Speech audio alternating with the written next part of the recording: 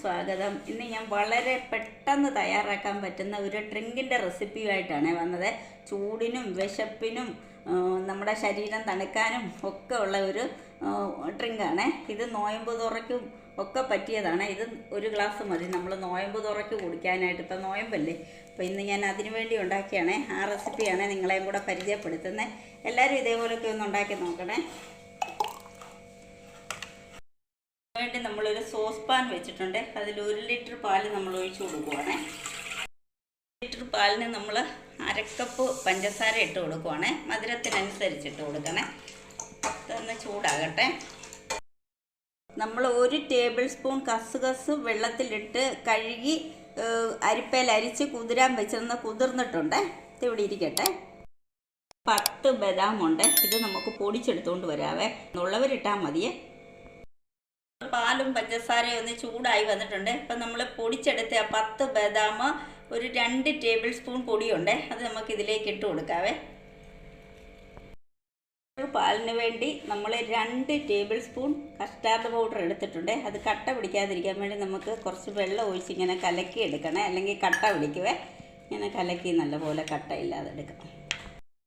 നമ്മുടെ ഈ ബദാം പൊടിച്ചതും പഞ്ചസാരയും പാലും എല്ലാം നല്ല ഒരു തിള പോലെ വരാറായിട്ടുണ്ട്. നമുക്ക് ഈ സമയത്ത് ഈ കസ്റ്റാർഡ് പൗഡർ കലക്കിയത് ഇതിലേക്ക് കുറേശ്ശെ ഒഴിച്ചു കൊടുക്കുക, അല്ലെ കട്ട പിടിക്കുവേ. തീ കുറച്ച് വെക്കണേ. ഇതുകൊണ്ട് എല്ലാം കൂടെ നല്ല കുറുകി വന്നിട്ടുണ്ട്. ഇത് ഒത്തിരി കുറുകണ്ട, കാരണം നമ്മൾ ഡ്രിങ്കായിട്ട് കുടിക്കേണ്ടത് കൊണ്ടാണ്. ഇതിനി നമുക്ക് സ്റ്റൗ ഓഫ് ചെയ്തിട്ട് തണുക്കാൻ വെക്കാവേ. ഈ സമയത്ത് നമുക്ക് ഇതിന് ചേരുന്ന 2-3 ചേരുവകളുണ്ട്, അതും കൂടെ തയ്യാറാക്കാവേ.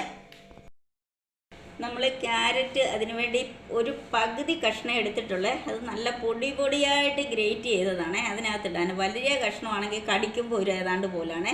അതിനുവേണ്ടി നമ്മൾ ചെറുതായിട്ട് ഗ്രേറ്റ് ചെയ്തത്. പിന്നെ ഒരു പഴം നമ്മൾ അരിഞ്ഞെടുത്തിട്ടുണ്ട്. അത് ഏത് പഴമാണേലും കുഴപ്പമില്ല.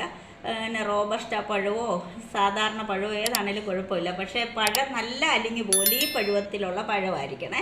പിന്നെ നമ്മുടെ കസുകസ് വെള്ളത്തിൽ കുതിർത്തി വെച്ചിട്ടുണ്ട്. ഇതും കൂടെ നമുക്കതിലിടണേ. കണ്ടോ, തണുത്തെല്ലാം പാട പോലെ ആയിട്ടുണ്ട്. അത് സാരമില്ലാതെ നമുക്കിങ്ങനെ ഇളക്കി കൊടുത്താൽ മതിയേ. ഇളക്കി കൊടുത്തിട്ട് ഈ ബൗളിലേക്ക് ഒഴിച്ചു കൊടുക്കാവേ. നമുക്ക് പഴം ഇട്ട് കൊടുക്കാവേ.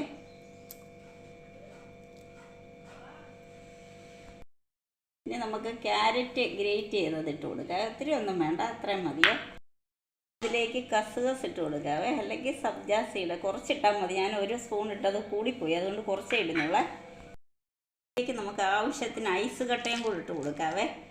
എന്നിട്ട് എല്ലാം കൂടെ നമുക്കൊന്ന് ഇളക്കിയെടുക്കണേ.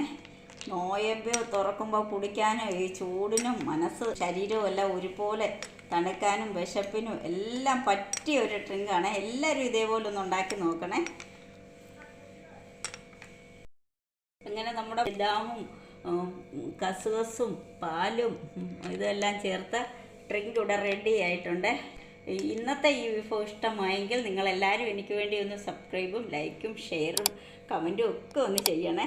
കൂടെ ആ ബെല്ലൈക്കനും ഒക്കെ അമർത്തിയാൽ ഞാനിടുന്ന വീഡിയോ അപ്പോൾ നിങ്ങളുടെ മുന്നിൽ എത്തുന്നതായിരിക്കും. നാളെ പുതിയൊരു വിഭവമായിട്ട് നിങ്ങളുടെ മുന്നിൽ എത്തുന്നതായിരിക്കും ഇൻഷാ അല്ലാഹ്.